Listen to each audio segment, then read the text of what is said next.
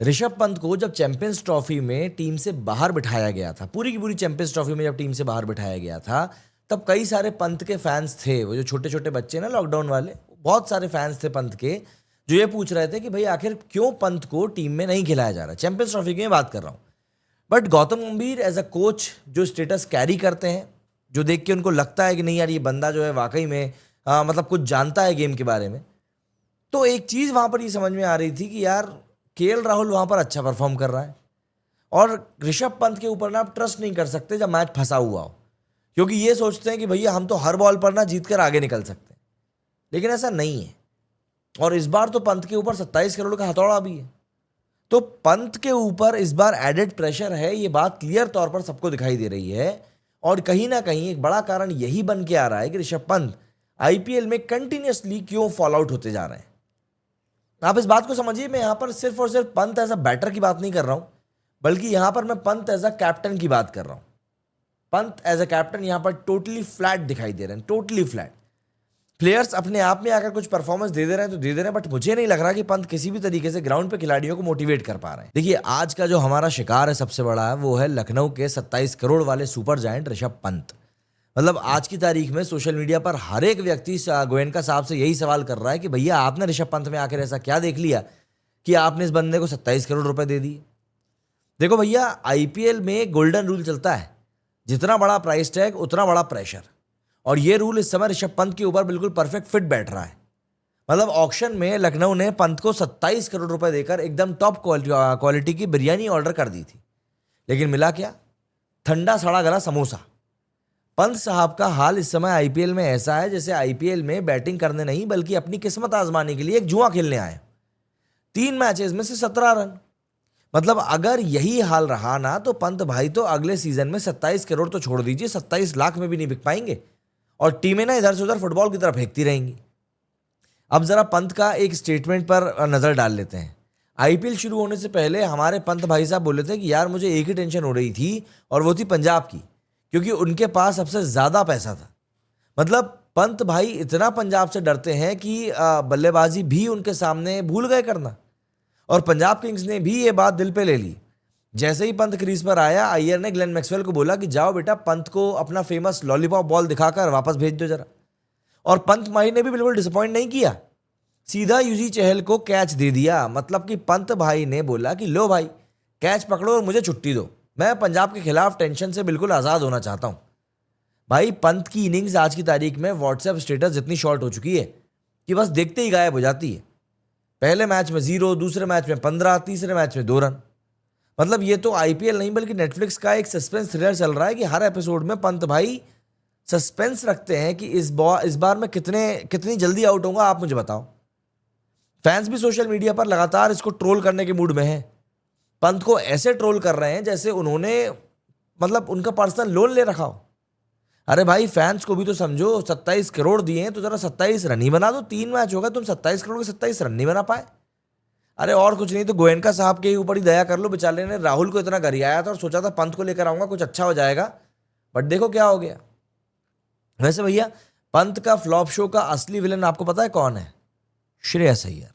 एकदम villain mode था। मतलब बंदे ने जिस तरीके की कप्तानी करी है ना, उसको आप यही कहोगे। पंत के आते ही मैक्सवेल को बॉलिंग पे लगा दिया, जैसे पहले से ही व्हाट्सएप पे एक प्लान बनाकर रखा हो कि पंत आएगा तो मैक्सी तुमको ही संभालना है। पंत भी सोच रहा होगा कि अरे भाई दोस्त हो या दुश्मन, इस बॉलर को हमारे सामने ला दी।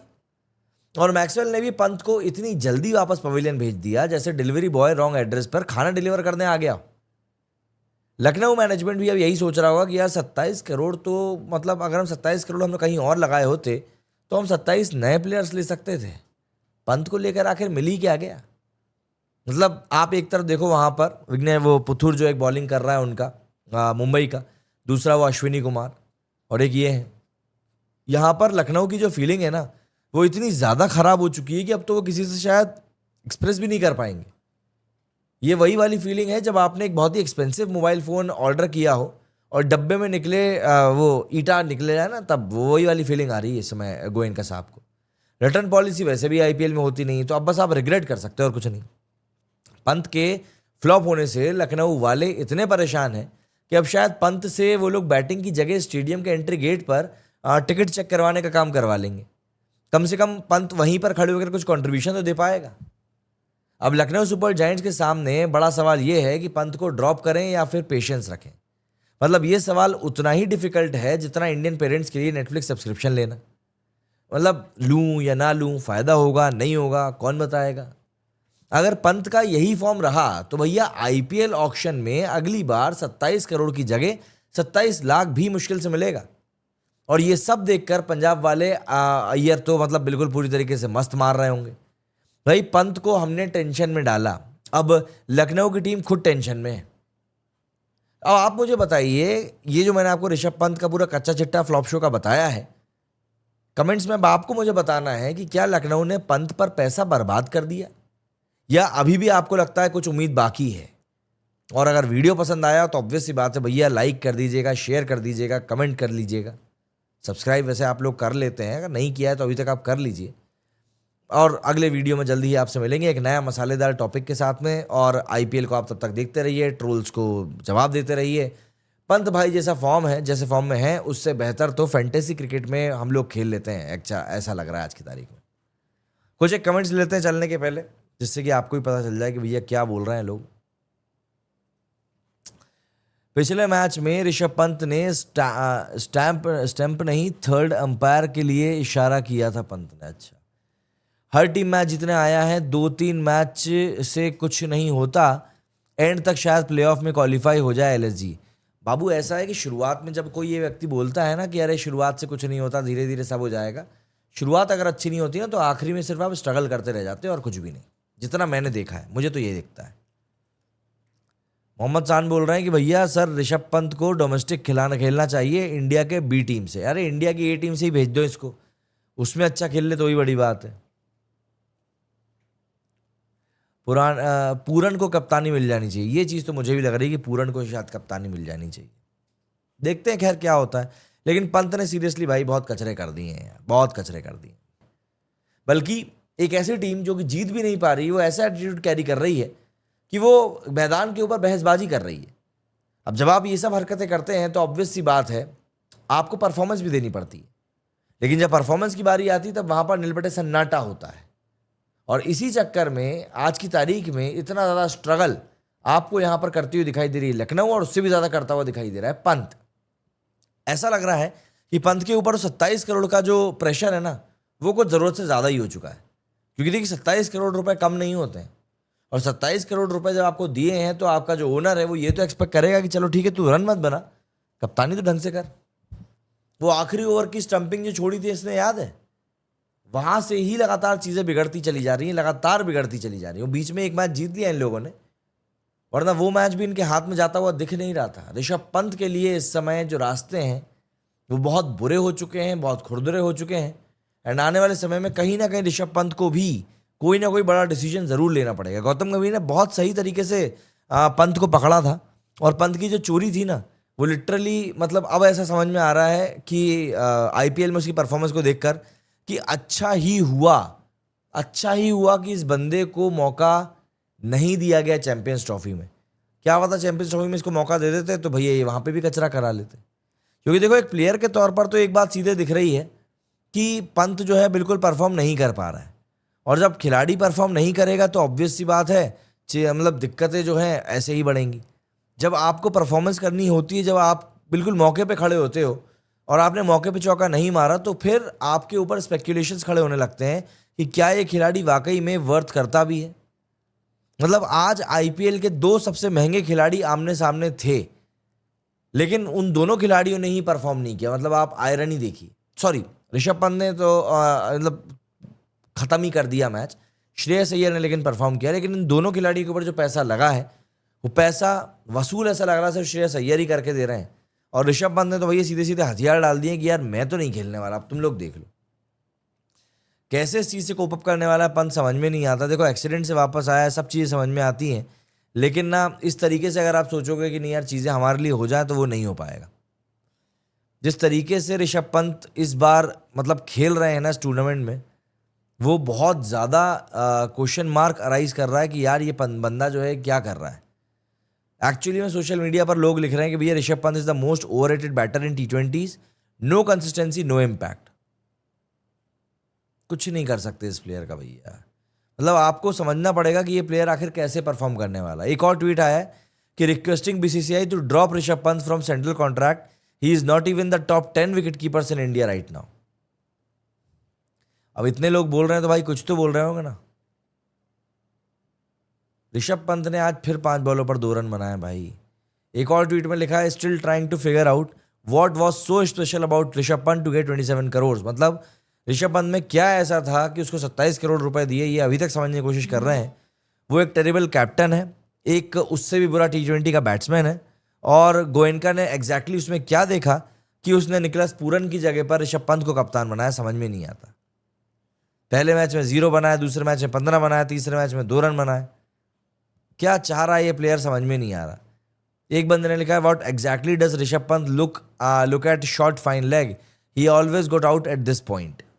मतलब ऐसा लगता है बंदा पहले से ही काफ़ी सारी चीज़ें सोच कर रखा हुआ था, और इसी चक्कर में ना वो इतना कंफ्यूज हो जाता है मौके पर आकर कि उसको समझ में ही नहीं आता है कि भाई मैं किस तरीके से आगे खेल को बढ़ाऊं और किस तरीके से खेल को आगे नहीं बढ़ाऊं।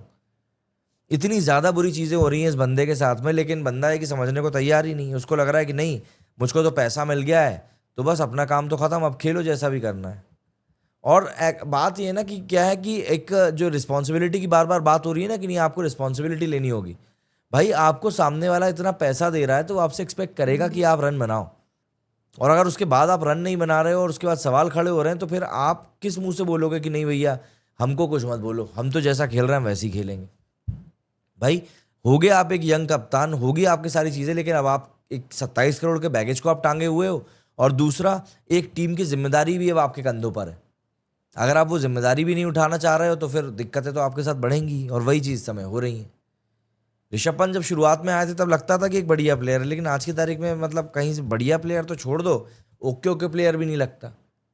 कितने ही आईपीएल में ऐसे खिलाड़ी पड़े हुए हैं जो ऋषभ पंत से बेटर खेलकर जाते हैं, लेकिन फिर बात वही आ जाती है कि हमारे देश में हीरो वर्शिपिंग वाला कल्चर है। खिलाड़ियों को हीरो बना दिया जाता है, खिलाड़ियों को इतना बड़ा बना दिया जाता है कि उनको भी एक पॉइंट पर लगने लगता है कि भैया आपने भगवान है। और वही चीज़ ऐसा लगता है कि इस समय पर ना शायद ऋषभ पंत के साथ में भी हो रही है। ऋषभ पंत ने इस बारे में सोचना ही बंद कर दिया है कि मैं एज अ बैटर अपनी टीम को क्या कंट्रीब्यूट कर पा रहा हूँ। एक होता है ना सेल्फ एवेल्यूशन, आप करते हो नहीं यार, अपना आत्म अवलोकन करना है कि भैया हम कुछ सही कर भी पा रहे हैं कि नहीं कर पा रहे। यहाँ ऐसा लग रहा है कि भाई ऋषभ पंत वो कुछ भी नहीं कर पा रहा है, और क्लियर तौर पर ये बात विजिबल है कि चीज़ें यहाँ पर ऋषभ पंत के लिए सही नहीं चल रही।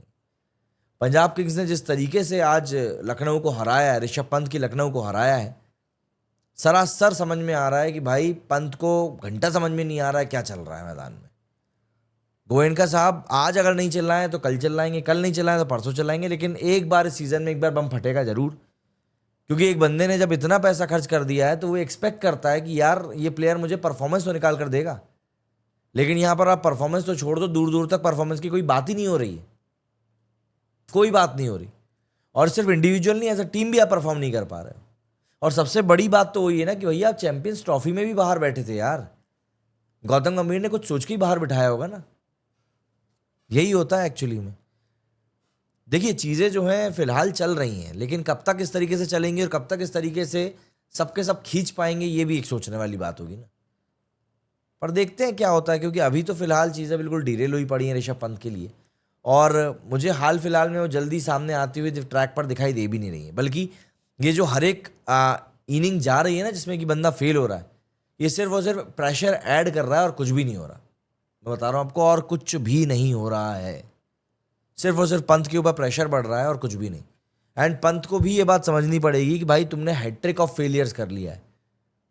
जहाँ एक तरफ वो पाटीदार, रजत पाटीदार है, शुरुआत के दोनों मैच जीत गया, फिर उसके बाद श्रेयस अय्यर है, शुरुआत के दोनों मैच जीत गया, अक्षर पटेल है, वो शुरुआत के दोनों मैच जीत गया।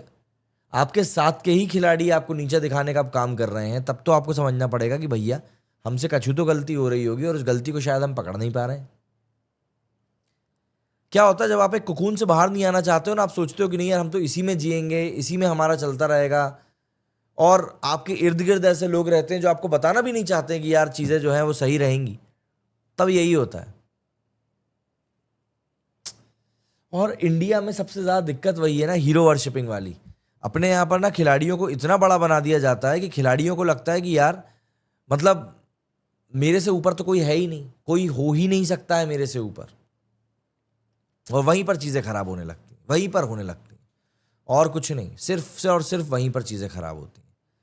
अब आज की तारीख में अगर आप सोचो कि नहीं यार, गोयनका साहब जो है पंत को जाके गरिया दें, तो पैसा इतना देकर बैठे हुए हैं कि अगर प्लेयर ने कुछ लफड़ा कर दिया तो गोयनका साहब के वो 27 करोड़ रुपए भी चले जाएंगे पूरे के पूरे। क्या बोलूं, मतलब यहाँ पर चीज़ें जो हैं, मतलब पंत के साथ बिल्कुल भी सही नहीं चल रही हैं इस समय पर, और पंत को खुद समझना पड़ेंगी ये चीज़ें कि भैया कहाँ तक सामने वाला आपकी इन सब चीज़ों को मतलब झेल पाएगा, कहाँ तक झेल पाएगा। आप एक बार खुद ही आत्म अवलोकन, जो मैंने शुरुआत में कहा था, एक बार आप खुद ही वो चीज़ करके देख लीजिए। टोटल लॉस है भाई, टोटल लॉस, 27 करोड़ का टोटल लॉस है, मैं आपको बता रहा हूँ। जिस किसी को समझ में नहीं आ रहा है ना, उसको भी दिक्कत होगी इससे, और कुछ नहीं होगा। पंत पे ज़रा और बात करते हैं भाई, ये क्योंकि ना टॉपिक ही ऐसा है कि साला क्या बोलो।